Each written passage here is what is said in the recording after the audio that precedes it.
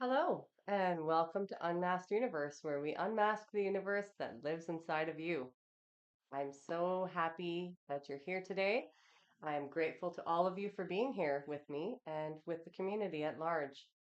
So, collective, are you feeling a little lackluster lately? Are you feeling uninspired? Not sure what to do? Not sure what's driving you? Are you feeling like your creative spark has disappeared? If so, then this is the video for you. Now, I myself have been feeling this way over the last 2 weeks, and part of that was because my immune system was falling. It was dropping, and I got the flu. But of course, that's going to make you feel that way. But sometimes when we get up in our minds too much and we're not sure of what path to choose, there's so many options available to us, and even if you're not even seeing them, there's sometimes so much clutter, not just in your spiritual self, and which step to take next and what path to choose. Maybe like life in general is overwhelming you at that point. And or it could be that your health is starting to decline and you're getting a brain fog, or you're just not sure what inspires you anymore or what motivates you. Maybe you're just feeling like a lack of motivation to do anything. If this is the case and you're feeling uninspired or unmotivated, how do we break out of it? How do we regain that motivation and that sense of drive, or joie de vivre, so to say, which means the joy of living? How do we reclaim that within ourselves?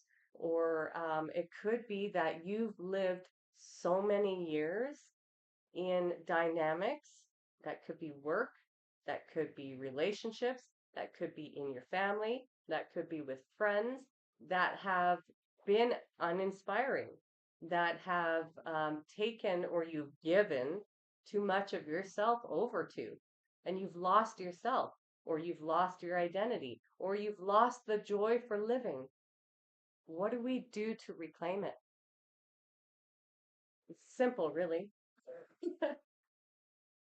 What inspired you before may not work for you now, but what you can look into and touch base into is what inspired you when you were a child.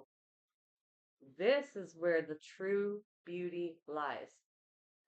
Whatever it was that gave you that sense of joy, that gave you that excitement, that you could get lost for hours in doing,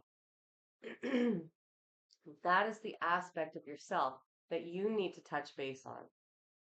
You need to go back to your younger self. Doesn't matter what age, just go back to a simpler time when you were a child and you had more time to just do the things that you loved doing. Okay? Carve out a little space of time for yourself. Make time for you and your inner child, because if you don't make time for your inner child and yourself, then you'll just fall into this pattern of, like you'll be inspired for a moment and then you'll fall back into the old pattern of like, yeah, lack of joy, lack of creativity, a lack of that spark. So go back to those moments and reflect on what it is that you used to do as a child. Sorry, I'll be clearing my throat a lot because, again, I'm dealing with recovering from the flu still. So, for me personally, I used to be able to get lost in my imagination and playing, right, with things. Or I really loved art and creating things. So in my like preteen and teen years, there was a lot of beading and like making necklaces and jewelry and all kinds of things like that. But when I was younger, even than that, it was like a lot of painting and drawing and paper crafts and even paper airplanes. It could be as simple as creating a paper airplane.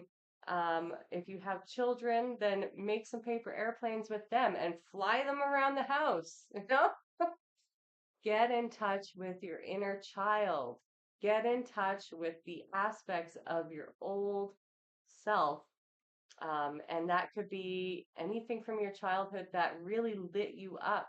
Or if you were not a crafty person, maybe you really enjoyed getting lost in a book. And, I know for me, when I was a kid, it was like Dr. Seuss, Green Eggs and Ham, and Hop on Pop, and all kinds of books that were more adventurous. Now, as an adult, I don't really like to read those books as much. I am more so of like a knowledge-based book lover. So I like, facts and I like to learn. And so that's where, I can get lost for quite some time. If I have the time, I could just sit down and read a book and stay there and like not want to put it down. So maybe that's what really lit you up as a child. Get in touch with the aspects of self that really allowed you to just be in that inner space. And I guarantee you, when you carve out, even just starting with once a week, if you carve out that once a week time slot for yourself, you will start to reawaken your inner child and bond with them in a way that allows them to come out more expressively in your day to day life. That is the spark. That is the joy that you're missing. And that spark, when it gets lit again within you, that's going to allow you to be creative in any endeavor, whether it's building a business, whether it is in relationship to your friends, or um, anything to do with any kind of relationship. It's going to just reinvigorate you. And as a bonus side note, your energy levels will pick up. So when you get in touch with the things that inspire joy within you, because you're in touch with your inner child, you're going to enliven your whole life. And so the more you can do this, again, like we all make these excuses as to why we can't do it, why we can't do it, why start small. And the more you start to do that and incorporate it into your daily life, then the more invigorated you become and the more youthful you're going to become. And this is something that I am learning now that I've done all of the really hard work. It's now my time to start initiating the spark within myself. And so when I was starting to feel so depleted creatively, then I understood that there was an aspect of self, of my inner child, that was requiring healing. And so this is going to be what I'm going to start doing more and more and more. I really had to work through a lot of stuff in the physical house so that I could clear it enough because, again, clutter is another issue that would cause that same feeling to reside within you and come over you. So having a clear space, decluttering also declutters your mind and allows you to be more inspired and more creative because you have space, you have room to breathe, you have space to think, right? And to draw in that universal energy that is available to all of us. And not only that, when you get lost in creating things in art or crafting or woodworking or whatever it may be, when you really get into the flow state of that, then you're actually channeling universal life force into you. So that in itself has a healing effect for the body and reinvigorating effect for the body. So why not try it? I mean, you've got nothing to lose other than, maybe the old way of being stagnant or being uninspired or not being happy.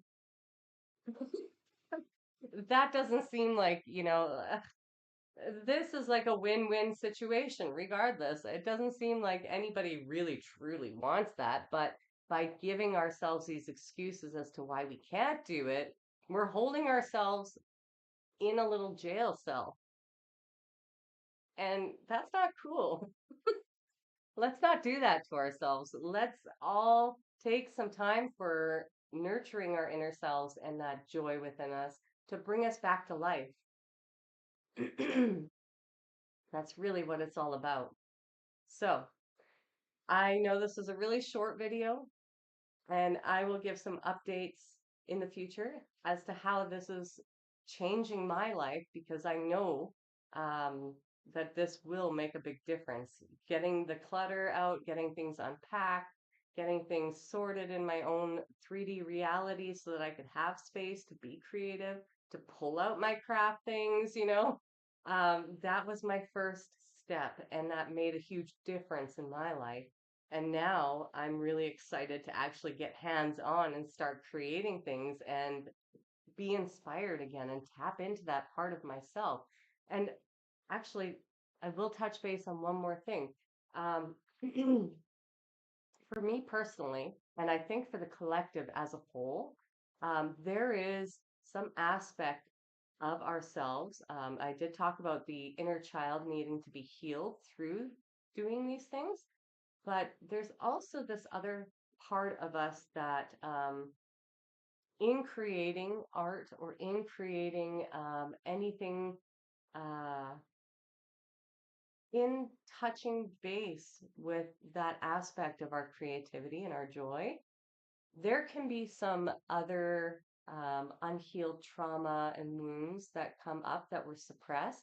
And I can speak from this from experience because if you grew up in environments or you've lived in relationships or environments with friends, even or partners or family dynamics where people were envious, there was a lot of envy and competition, even from your own parents.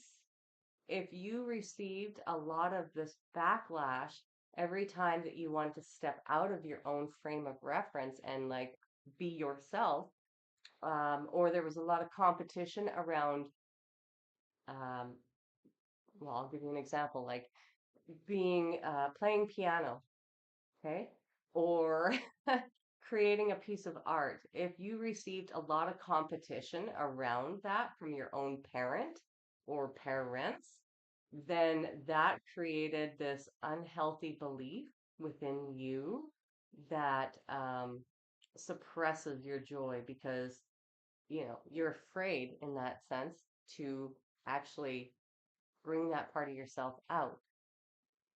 And that's very sad. So don't be surprised if, when you're doing these things, if you're pursuing what really lights you up or lit you up as a child and you're getting back into it, that you may have some or some suppressed wounding coming forward. And don't be alarmed by it. Okay. It's coming forward for recognition and for healing, you know. And in those moments, if you feel overwhelmed by emotions because you are touching base into your creativity and your inner child. If you feel wounded or triggered at any point during that time, work with yourself through it. So that just means being supportive of yourself, accepting it, feeling it, with no bias and no judgment, just allowing it to be what it is, and when you're done feeling it, allowing it to pass and release and say, you know what? It used to be that way, but now I'm an adult and I get to choose what's healthy and right for me. And being expressive in this way is healthy for me. It's nurturing for me. It's loving to me to do these things. And I'm happy and okay with being filled with joy and filled with spark and filled with, zest for life again. So I'll leave it here now. If you like this video, please give it a thumbs up. Feel free to subscribe if you're new here. To all my returning subscribers, I love you so much, and I'm so grateful that you're here. Thank you to all of you. I will see you in the next video. Bye.